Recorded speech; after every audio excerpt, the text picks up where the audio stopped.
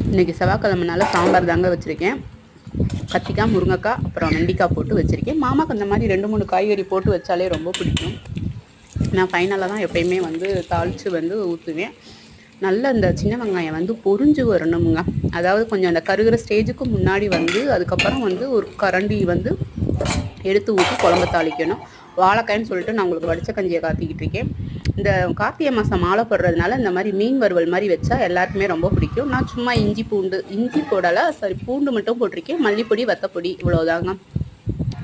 பெருங்காயம் வந்து லாஸ்ட்டாக தான் நான் இறக்க போகையில் ஊற்றுவேன். இறக்க போகையில் ஊற்றிட்டு ஒரு கரண்டி குழம்பு எடுத்து ஊற்றிட்டு அப்படியே மூடி வச்சிடணும். அவ்வளோதான், குழம்பு ரெடி.